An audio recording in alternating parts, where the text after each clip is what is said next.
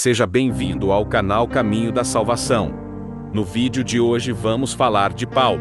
Paulo fala de um homem que foi arrebatado ao terceiro céu. Quem era esse homem? Na sua carta aos Coríntios, Paulo destacou que estava sendo usado por Deus como um apóstolo. Daí, ele menciona visões e revelações da parte do Senhor.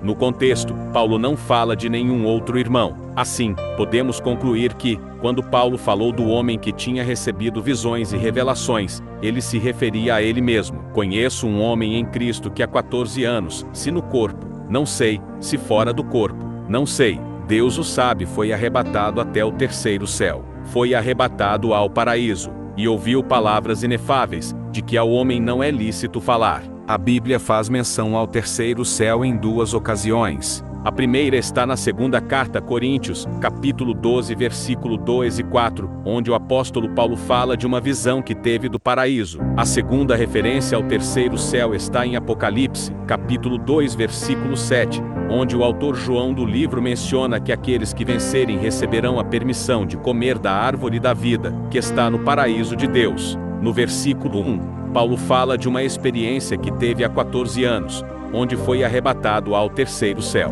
Ele não especifica se isso aconteceu em corpo ou em espírito, mas diz que ouviu palavras inefáveis, que ao homem não é lícito falar.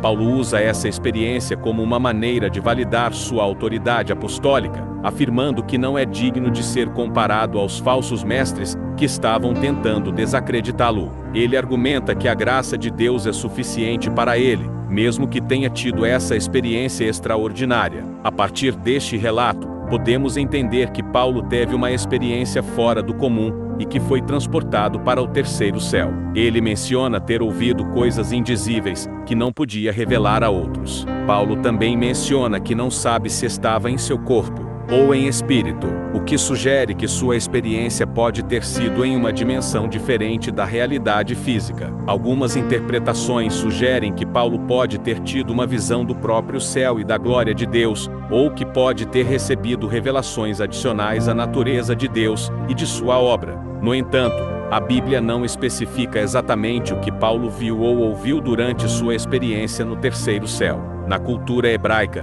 o termo céus muitas vezes se usava para se referir a Deus, como uma maneira de evocar sua majestade e soberania. Em alguns casos, a palavra céus pode se referir metaforicamente a um reino celestial, ou a esperança de vida após a morte.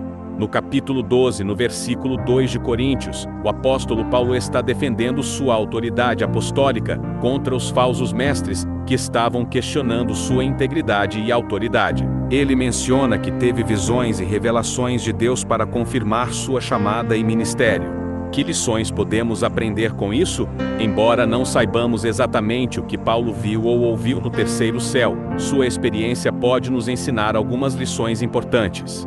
Deus pode revelar-se de maneiras sobrenaturais. A experiência de Paulo mostra que Deus pode escolher se revelar a nós, de maneiras que transcendem nossa compreensão e experiência normais. Isso nos ensina que devemos estar abertos a todas as maneiras pelas quais Deus pode querer se comunicar conosco. A graça de Deus é suficiente. Paulo menciona que teve essa experiência extraordinária, mas também reconhece que a graça de Deus é suficiente para ele em todas as circunstâncias. Isso nos ensina que, independentemente das experiências que possamos ter, a graça de Deus é suficiente para nos sustentar. Devemos confiar em Deus, não em nossas próprias experiências. Embora a experiência de Paulo tenha sido única e poderosa, ele não confia nela como prova de sua autoridade apostólica ou de sua relação com Deus. Em vez disso, ele confia na graça de Deus e no poder do Evangelho. Isso nos ensina que devemos confiar em Deus e na verdade de sua palavra, em vez de confiar em nossas próprias experiências ou conquistas. Espero que você tenha gostado do vídeo.